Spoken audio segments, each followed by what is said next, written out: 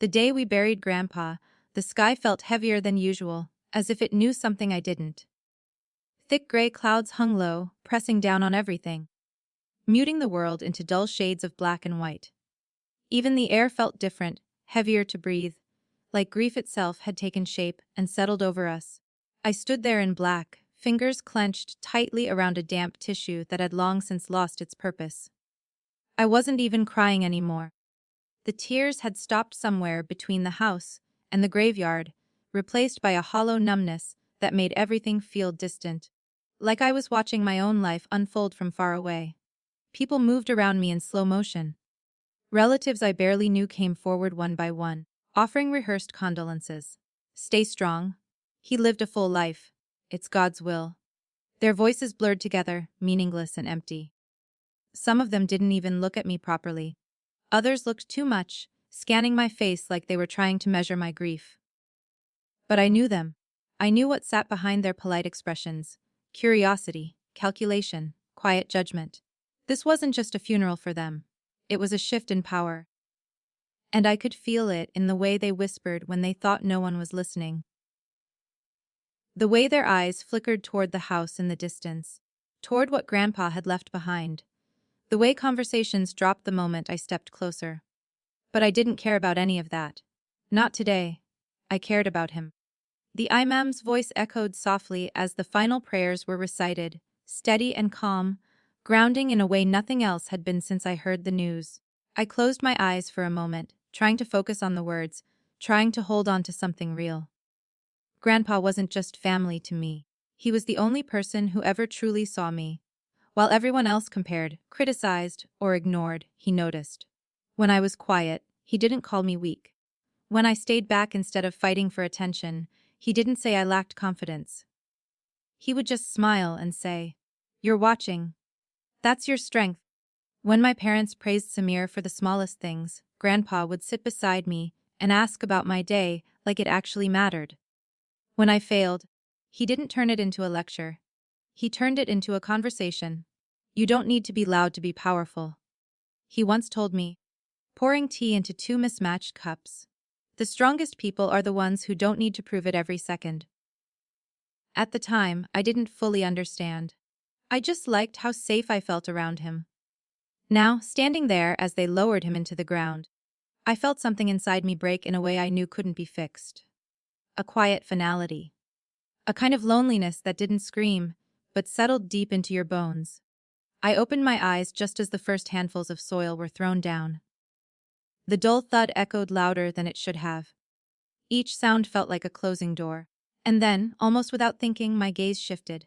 Scanning, searching. He wasn't there. Samir, my brother. I frowned slightly, glancing around again just to be sure. Maybe he was late. Maybe he was standing somewhere at the back, maybe. No. He wasn't there. A strange unease crept up my spine. Samir missing something important wasn't unusual. He'd skipped birthdays, dinners, even family emergencies before. But this was Grandpa. The one person who had supported him unconditionally, no matter how many mistakes he made. "Where is he?" I whispered under my breath. No one answered. Or maybe no one wanted to. After the burial, people began drifting toward the cars, their somber expressions already beginning to fade into normal conversation. It always amazed me how quickly grief could be packed away when it wasn't truly yours to carry. We returned to the house, and just like that, the atmosphere shifted. Shoes were removed at the door. Trays of tea appeared. Plates of samosas and sweets were passed around. The living room filled with quiet chatter, the kind that tried to sound respectful but slowly grew louder, more casual. I stood near the doorway, watching it all unfold. Mourning, in this family, had a time limit. And we had already passed it. "Come sit," my mother said, her tone firm but distant. I walked over slowly, lowering myself onto the edge of the sofa. My eyes moved instinctively, scanning faces, reading expressions. My father sat stiffly, his jaw tight, fingers tapping against his knee in a rhythm that betrayed his restlessness. My aunt leaned in close to another relative, whispering something behind her hand, her eyes darting around like she was guarding a secret. And then there was my mother. Composed. Controlled. Too controlled. She didn't look like someone who had just buried her father. She looked like someone waiting for something. Or someone. "Where is Samir?" I asked finally, my voice cutting through the low hum of conversation. For a split second, everything paused. Not dramatically. Not obviously. But enough. My mother reached for her tea before answering, avoiding my gaze. "He had important work." Important work. The words echoed in my mind, hollow and misplaced. I stared at her. More important than this. She sighed as if I were the one being unreasonable. "Don't start. Don't start." That was always the answer when I asked the wrong questions. I looked at my father next, hoping for something, an explanation, a reaction, anything. But he didn't meet my eyes. He just kept staring at his phone, scrolling, typing, waiting. Waiting for Samir. The realization hit me slowly, like a shadow creeping across the floor. This wasn't normal. It wasn't just indifference. It was something else. Something planned. Something they weren't telling me. The noise in the room faded as my thoughts grew louder. Every small detail started to feel significant. The whispers, the glances, the tension hidden beneath forced normalcy. I stood up without saying anything. No one stopped me. That, more than anything, confirmed it. I walked down the hallway toward Grandpa's study, each step feeling heavier than the last. The door was slightly open, just enough to reveal a sliver of darkness inside. I pushed it gently. The room greeted me with silence, stillness, and the faint, familiar scent of sandalwood and old paper. For a moment, everything else faded away. I stepped inside, closing the door behind me, letting the quiet wrap around me like a memory. His chair sat exactly where it always had. His books were neatly arranged, untouched. The desk lamp stood in the corner, casting a soft golden glow across the wooden surface. It felt like he might walk in any second. Like none of this was real. I moved closer to the desk, my fingers brushing lightly against the surface, tracing invisible patterns in the polished wood. This was where he used to sit for hours, reading, writing, thinking. This was where he had told me, just a week ago, "Everything you need to know is in that drawer." My gaze dropped to it, the drawer. Slightly open, my heart skipped. I reached out slowly, pulling it open the rest of the way. Empty, completely empty. For a second, my mind refused to process it. I stared at the hollow space, waiting for something to appear, for my memory to correct itself. But nothing changed. The drawer was empty, and in that moment, something inside me shifted. A quiet, sharp awareness. This wasn't an accident. This wasn't coincidence. This was intentional. I stepped back slowly, my pulse beginning to race. Grandpa's words echoed in my head. "Everything you need to know." Gun, taken. And suddenly, Samir's absence didn't feel careless anymore. It felt calculated. I swallowed hard, the pieces starting to fall into place in a way I wasn't ready for. The whispers, the tension. The missing drawer. The important work. A cold realization settled deep in my chest. Something had already been taken. And whatever it was, it mattered more than showing up to say goodbye. The lawyer arrived the next morning, right on time, as if nothing in the world had shifted. As if families didn't fracture overnight. As if grief and suspicion hadn't already started pulling us apart from the inside. He stepped into the house with a neat briefcase and a polite nod, dressed in calm professionalism that felt almost out of place in a room thick with unspoken tension. Everyone gathered in the living room again, just like the day before, but this time the air was different.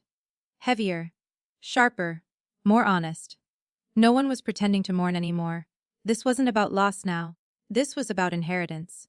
I took my seat in the corner again, the same place I'd sat my whole life, present, but never central, watching, but rarely acknowledged. It used to bother me, it used to make me feel small. Today, it felt like an advantage. From here, I could see everything. My mother sat upright, her back perfectly straight, hands folded in her lap like she had already accepted victory. There was a quiet confidence in her expression, the kind that comes from believing the outcome is already decided. My father leaned slightly forward, elbows on his knees, his phone resting loosely in his hand. He kept glancing at it every few seconds, like he was waiting for a message that mattered more than anything happening in the room. From Samir, of course. My aunt sat to the side, whispering occasionally to my cousin, her voice low but urgent, like she was trying to piece together a puzzle before anyone else could. And me. I sat still, my hands resting quietly in my lap, my heart beating louder than anything else I could hear. The lawyer cleared his throat, drawing everyone's attention. Your father finalized his will approximately 3 months ago. He began, opening his briefcase and pulling out a set of documents. 3 months. The number hit me harder than I expected. That was when Grandpa had started calling me more often, asking me to visit, asking strange questions that didn't feel strange at the time. Do you trust easily? He had asked one evening. I remember laughing. Not really. He had smiled, but there was something deeper behind it. Something thoughtful. Something careful. Good, he said quietly. Don't. At the time, I thought he was just being wise. Now, sitting in that room, I wondered if he had already seen this coming. The lawyer adjusted his glasses and continued. The will outlines the distribution of his assets, including property, investments, and financial accounts. I watched as my mother's fingers tightened slightly, her eyes fixed on the papers. My father finally looked up from his phone, his attention fully locked in. Everyone leaned in, waiting, expecting. The lawyer flipped a page, then paused, a small pause, barely noticeable. But I saw it, his brow furrowed just slightly, confusion flickering across his face before he masked it. He began, then stopped. The room stilled. I seemed to be missing a key document. The words landed like a stone dropped into still water. Ripples spread instantly. What do you mean missing? My aunt snapped, sitting up straighter.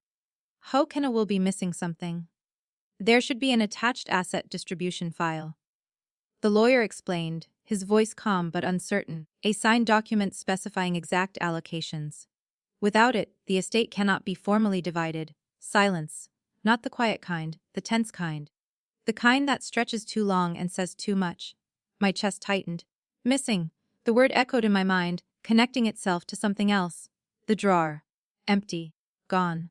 I felt it then, a thread pulling everything together slowly. Uneasily. My father suddenly stood up, the movement abrupt enough to break the silence. This is ridiculous, he said, his tone sharper than necessary. My son already has access to the accounts. The room froze. Every head turned, every expression shifted, and just like that, the truth slipped out. I turned to him slowly, my voice quieter than I expected. What do you mean, already has access? He realized it instantly. The mistake, the slip, I saw it in the way his jaw tightened, in the way his eyes flickered toward my mother for a fraction of a second. Too late. The damage was done. My mother jumped in quickly, her voice smooth, controlled. Samir is just handling things temporarily. You know how these processes can be complicated. Handling. Temporarily. The words sounded neat, reasonable, almost believable. But they didn't feel true. Handling what? I asked, my gaze steady now. She sighed like I was being difficult. Finances. Arrangements. Things you wouldn't understand. That familiar dismissal. Soft, but sharp enough to cut. Something inside me shifted again.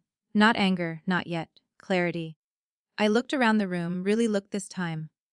At the way my aunt avoided my eyes. At the way my father sat back down, suddenly quieter. At the way my mother's calm felt rehearsed. They all knew. Or at least, they knew enough. And I had been the only one left in the dark. The lawyer cleared his throat again, trying to regain control of the situation. Regardless, without the official document, we cannot proceed legally. I recommend locating the missing file as soon as possible. Locate. As if it had simply been misplaced. As if it hadn't been taken. As if someone in this room didn't already know exactly where it was. The meeting ended shortly after that, but no one said much. Conversations broke off into smaller groups, quieter now, more cautious. I stayed where I was for a few minutes longer, letting the pieces settle in my mind. Samir wasn't here. The document was missing, and somehow, he already had access to the accounts. It didn't take much to connect the dots. That evening, the house felt strangely hollow. People had left, voices had faded, and the silence that remained wasn't peaceful. It was heavy, filled with things unsaid. I sat alone in my room, my phone resting loosely in my hand. I hadn't heard from Samir. Not a message, not a call, nothing. I opened our chat out of habit. The last message was from weeks ago. Him asking for money. Me saying no. Typical. I stared at the screen for a long moment, then switched to Instagram without thinking. Scrolling mindlessly. trying to distract myself. And then I saw it, his face. My thumb froze mid-scroll. Samir stood on a beach, sunlight pouring over him, the ocean stretching endlessly behind him. He was smiling, wide, carefree, completely untouched by everything that had happened. Location tagged clearly at the top, Bali. My breath caught. I stared at the image, my mind struggling to process what I was seeing. He wasn't working. He wasn't handling anything. He was on vacation. The next photo loaded, a drink in his hand, expensive, bright, carefree than another luxury villa, a private pool. Lauder captured mid-moment. Each image felt like a slap. The caption sat beneath it all. Living my best life. Fab blessed. My fingers tightened around the phone. Blessed. The word burned, while I stood at Grandpa's grave. While I said goodbye. While I tried to hold myself together in a room full of liars. He was there, spending, enjoying, living, on what? I already knew the answer. Grandpa's inheritance. The realization hit fully this time, no longer a suspicion, no longer a theory, a fact. He hadn't missed the funeral. He had chosen not to come. Because while I was mourning, he was taking. And not just taking, using, wasting. Like it was his to begin with. My chest tightened, something deeper than sadness rising to the surface. Not just hurt. Not just betrayal. Something colder. Something clearer. They hadn't just ignored me. They had erased me. Cut me out of something I had every right to be part of. And they thought I wouldn't notice. That I wouldn't question it. That I would stay quiet. Like always. I looked at his smiling face one more time, then locked my phone slowly. The room felt different now. Smaller, sharper, like the truth had taken up space. A long breath escaped me, steady but heavy. The tears didn't come this time. They were gone. Replaced by something else entirely. Something stronger. I wasn't going to cry over this. I wasn't going to beg for explanations or wait for honesty that would never come. They had made their move. Now it was my turn. And for the first time since the funeral, I felt something solid form inside me. Not grief, not confusion. Resolve. 3 days passed before I went back into Grandpa's study. Not because I didn't want to, but because I needed to be ready. The first time I walked in after the funeral, I was grieving, disoriented, looking for comfort. But this time was different. This time, I wasn't searching for memories. I was searching for truth. The house was quiet that afternoon. Too quiet. My parents had gone out. Something about handling paperwork. I didn't ask where. I didn't care anymore. Whatever they were doing, it wasn't for me. That thought didn't sting the way it used to. It just made things clearer. I walked down the hallway slowly, my footsteps soft against the marble floor. The door to the study was closed this time. Fully closed. That alone made my chest tighten slightly. I was sure I hadn't closed it like that before. For a moment, I just stood there, staring at the handle, a strange feeling creeping up my spine. Like someone had been in there. Like something had changed. I pushed the thought aside and opened the door. The familiar scent hit me immediately, sandalwood, old paper. A trace of something warm and grounding that always reminded me of him. It should have comforted me. But now, it felt like a reminder of what was missing. I stepped inside and closed the door behind me, letting the quiet settle around me again. The room looked the same at first glance. Neat. Ordered. Undisturbed. But I had learned something over the past few days. Appearances meant nothing in this house. I moved toward the desk, my eyes scanning every inch of it more carefully this time. The surface was clean, almost too clean. No loose papers. No forgotten notes. No sign that anything had ever been there. Except for the drawer. Still empty. I pulled it open again, even though I already knew what I'd find. Nothing. Just hollow space where something important used to be. My fingers rested on the edge for a moment longer than necessary before I pushed it shut again. More firmly this time. Okay, I whispered to myself, my voice barely audible in the stillness. If it's not here, then where? Grandpa wasn't careless. That was the one thing I knew with absolute certainty. He had lived too long, seen too much, trusted too carefully to leave something important unprotected, especially in a house like this. Especially with a family like ours. Which meant, if the drawer had been emptied, it was either because someone had found what they were looking for, or because Grandpa never intended for it to be the only place. That thought shifted something in my mind. I straightened slightly, my gaze sharpening. Think. I murmured. What kind of man was he? Careful, quiet, observant. He didn't believe in obvious solutions. He believed in preparation, layers. If he had left something behind, it wouldn't be easy to find. Not for them. But maybe. For me. I started with the bookshelves. Running my fingers along the spines, I pulled a few books out one by one, flipping through pages, checking for anything unusual. Notes, markings, hidden envelopes, nothing. I moved to the cabinets next, opening each one slowly, scanning the contents. Files, old documents. Some personal items that didn't seem relevant. Still nothing. Time passed without me noticing. Minutes turned into an hour, maybe more. The light in the room shifted slightly as the sun moved outside, casting longer shadows across the floor. Frustration began to creep in. Had I been wrong? Had I built up something in my head that didn't exist? Maybe the drawer really had been everything. Maybe Samir had taken it all. I exhaled slowly, rubbing my temple as doubt tried to settle in. And then I remembered something, a small detail. So small I almost missed it. Grandpa never repeated himself. If he said something once, it meant something. If he emphasized it, it mattered. Everything you need to know is in that drawer. Not everything you need is in the desk. Not everything is here, specifically, the drawer, which meant the drawer wasn't the answer. It was the clue. My eyes snapped back to the desk. To where it stood, solid and familiar in the center of the room. I walked toward it again, slower this time, more deliberate. I crouched slightly, lowering my gaze to its base, studying it from a different angle. That's when I noticed it. The floorboard beneath it. Just slightly off. Not enough to catch attention at first glance. Not enough for someone rushing or careless to notice. But I wasn't rushing anymore.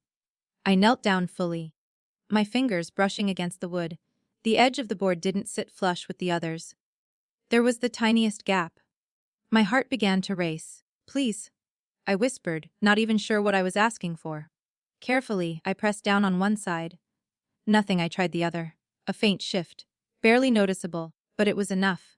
My breath caught as I slid my fingers into the gap and gently lifted. The board moved. Slowly. Reluctantly. But it moved. And beneath it, a hidden compartment. My pulse pounded in my ears as I set the board aside, revealing a small, rectangular space carved into the floor. Inside it sat a metal box. Simple, compact, locked. For a moment I just stared at it. This was real. This wasn't imagination or hope or coincidence. This was intentional. Grandpa had hidden this. For a reason. For me.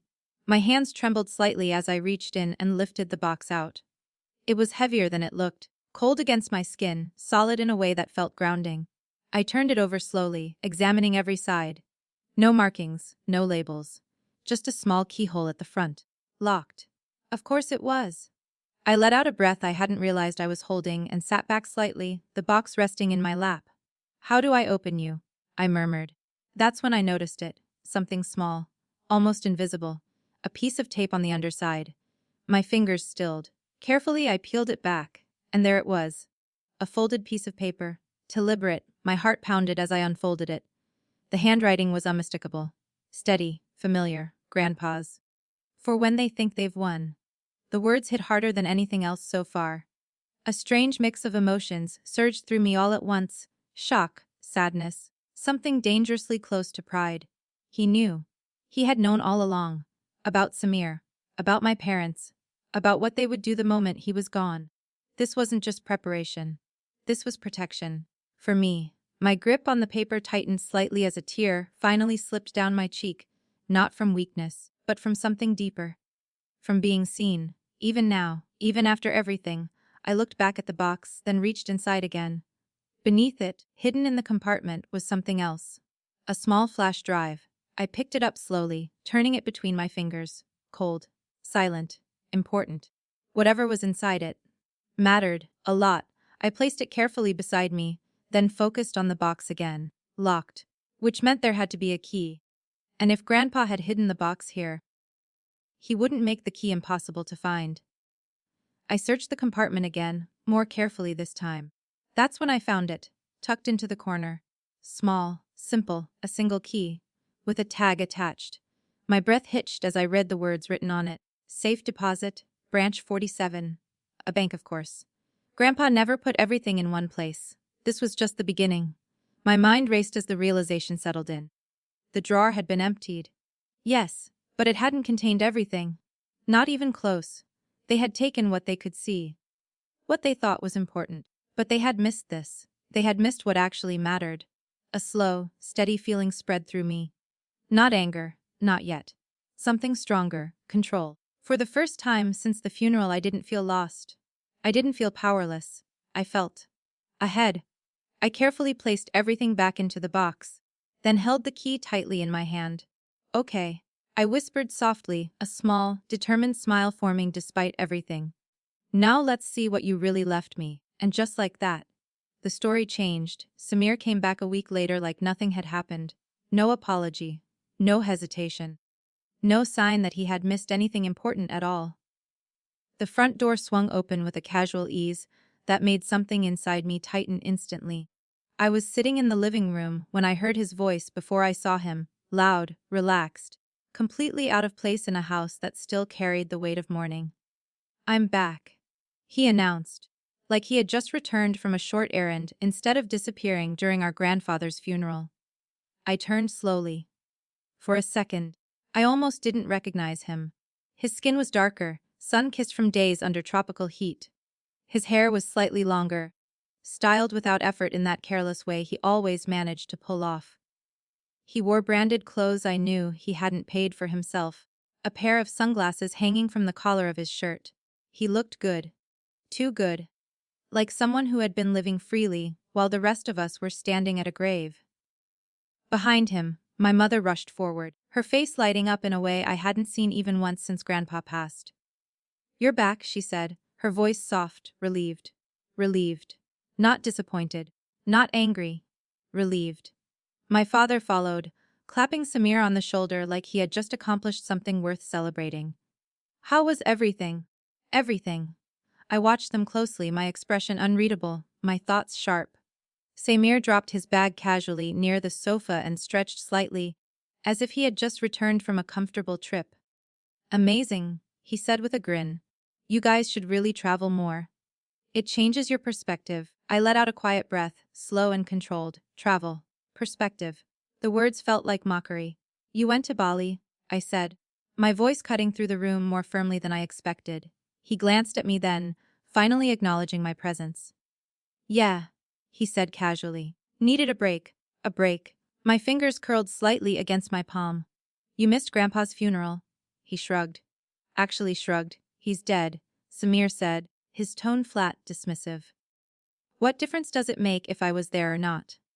The words didn't just hurt. They erased something. Something that had already been fragile.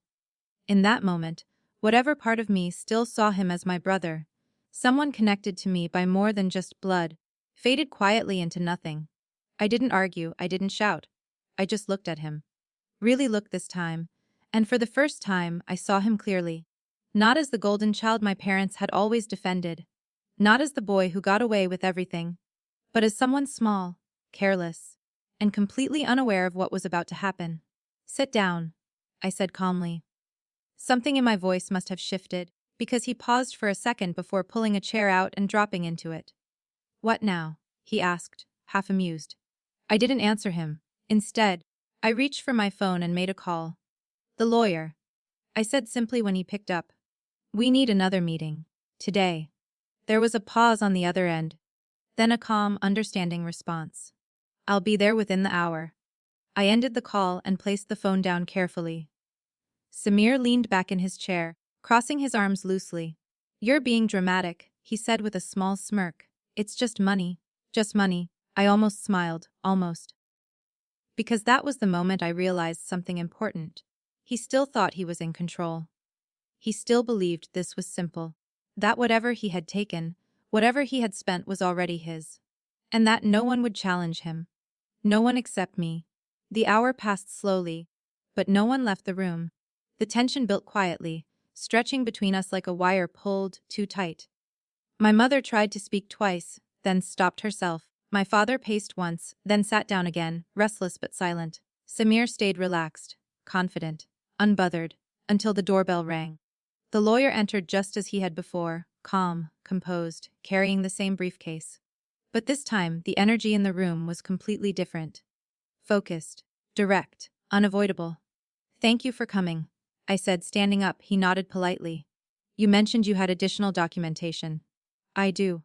I walked forward slowly, placing the folder on the table in front of him. My hands didn't shake this time. My voice didn't waver. Because now, I knew exactly what I was holding, the truth. He opened the folder carefully, his eyes scanning the documents one by one. The room fell into complete silence, the kind that presses against your ears. I watched his expression change. Subtle, but clear, recognition, understanding, certainty. "This," he began, adjusting his glasses slightly, "is a complete, legally notarized version of the will." My mother stiffened. "That's not possible," she said quickly. "We already. This document." The lawyer continued, his tone calm but firm, "includes the full asset distribution, signatures, and official validation. It supersedes any incomplete or missing files." Samir leaned forward slightly, the first crack in his confidence appearing. "Okay, and?" The lawyer looked up, directly at him. "And it clearly states that the majority of the estate is to be transferred to her." Silence. Heavy, absolute. Every eye in the room turned toward me. I didn't move. Didn't react. I just stood there, letting the truth settle exactly where it needed to. "That's fake," my mother said sharply, her voice rising. "There's no way. It has been verified." The lawyer interrupted, his tone still calm but now edged with authority. "The signatures match. The registration is valid. This document is legally binding." My father's face lost color. Samir blinked once, then let out a short, disbelieving laugh. "Okay, even if that's true," he said, leaning back again, trying to recover. "I already used some of the money. So what now?" There it was. The assumption. The belief that actions had no consequences. That everything could just continue. The lawyer closed the folder gently. "What you accessed," he said, his voice precise, "were accounts that were not legally under your ownership." Samir's smile faded. "Every transaction made from those accounts is traceable." The lawyer continued. "And under these circumstances, it constitutes financial misconduct." The word hung in the air. Misconduct. Too soft for what it really meant. Samir sat up straighter now, the ease gone from his posture. "What does that mean?" No one else spoke, so I did. "It means," I said quietly, stepping forward just enough for my voice to carry clearly, "you don't get to walk away from this." He looked at me then, really looked this time. Not as the quiet sister, not as someone he could dismiss, but as something else entirely. Something he hadn't expected.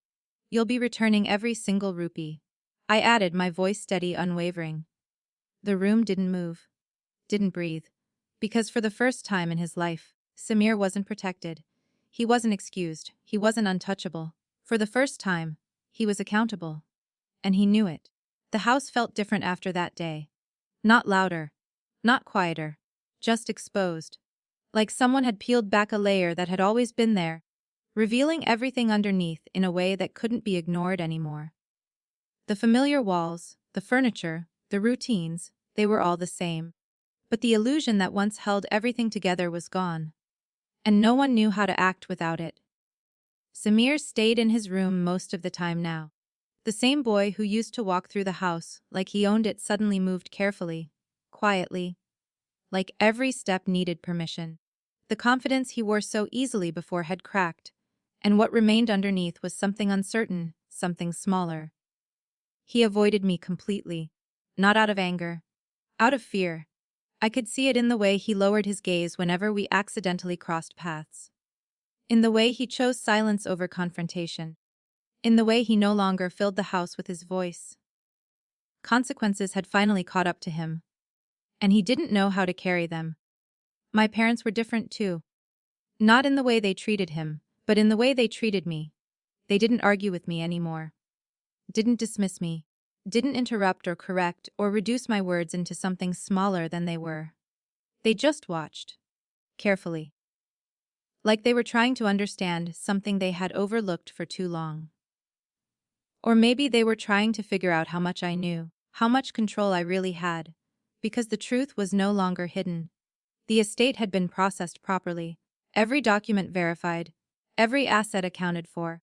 The properties, the investments, the accounts, it had all been transferred legally, clearly, without room for manipulation. For the first time in my life, something had been given to me without being taken away first. But it didn't feel like winning. Not in the way people imagine. It felt like clarity. Clean, sharp, unavoidable. I wasn't standing in the shadow anymore. I was standing in the center. And it changed everything. The financial recovery process had already begun. The lawyer handled most of it, but I stayed involved, closely, deliberately. Every transaction Samir had made was traced, documented, and addressed. Some of the money had already been spent, of course. Luxury resorts, expensive purchases, things that couldn't simply be returned. But that didn't mean they disappeared. It meant they turned into debt, into accountability, into something real. Watching it unfold didn't bring me satisfaction in the way I thought it might. There was no moment of triumph, no dramatic sense of victory, just a quiet understanding. This is what fairness looks like. Not revenge, not punishment. Balance. Samir tried to speak to me once. It happened a few days after everything had settled into its new, uncomfortable rhythm. I was in the kitchen, pouring myself a glass of water, when he walked in hesitantly. He stopped a few steps away, like there was an invisible line between us. "I didn't know," he said. His voice was lower than usual. Careful. I didn't respond right away. Not because I didn't hear him, but because I wanted to understand what he meant. "I didn't know it was all yours?" he added quickly, like that clarified something. I turned to face him slowly. "That's what you think this is about." He frowned slightly, confusion flickering across his face. "Isn't it?" There it was. The difference between us. For him, it had always been about ownership. About what belonged to who. About who got more. For me, it had never been just about the money. "It's not about what was mine," I said quietly. "It's about what you took." He opened his mouth to respond, then stopped. Because there was no easy answer to that. No excuse that could undo what had already been done. "I was going to fix it," he said finally, though even he didn't sound convinced. I held his gaze for a moment longer, then shook my head slightly. "You didn't even come to his funeral." The words landed softly, but they carried weight. He looked away. And that told me everything I needed to know. "I'm not here to fight you," I continued, my voice steady. "And I'm not here to destroy you either." He glanced back at me, surprised. "But I'm not going to protect you from the consequences of your choices." Silence settled between us. Not tense. Not angry. Just honest. He nodded once, slowly. Then turned and walked out of the kitchen without another word. And for the first time, I didn't feel the need to follow. The days that followed were quieter, but not empty. They were intentional. I spent more time in Grandpa's study now, not searching anymore, but organizing, restoring, understanding what he had built, piece by piece.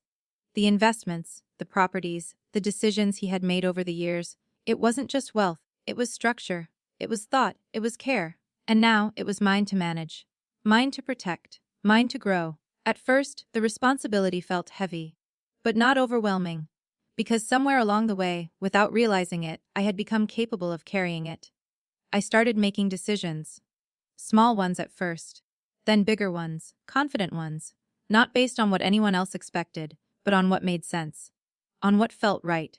And with each decision, something inside me settled more firmly into place. I wasn't guessing anymore. I wasn't hesitating. I knew what I was doing. And more importantly, I knew who I was. A few weeks later, I found myself standing in Grandpa's study again. The room looked different now. Not because anything had changed physically, but because I had. The desk was no longer just his. It was mine. The chair, no longer something I looked at from a distance. It was where I sat. The space didn't feel like a memory anymore. It felt like a continuation. I walked over slowly, running my fingers lightly across the surface of the desk before sitting down. The same chair he used to sit in. The same place where he used to read, write, think. For a moment, I just sat there in silence. Not heavy silence, peaceful silence. "I did it," I whispered softly, not as a question, not as doubt, as truth. Because I had. Not just legally, not just financially, but internally. I had stepped out of the role they had placed me in. The quiet one, the overlooked one, the one who wouldn't fight back. and I had become something else entirely. Someone who didn't need to be loud to be heard. Someone who didn't need permission to take up space. Someone who understood her own worth, clearly, completely, without hesitation. A small smile formed on my lips, unforced and real, because for the first time in a long time, I felt steady, grounded, unshaken. They had underestimated me, that much was true, but that had never been my weakness. It had been my advantage, because while they were busy overlooking me, I had been learning, watching, growing, becoming, and by the time they finally looked my way, it was already too late. I wasn't the girl they thought I was. I never had been. And now, I never would be again.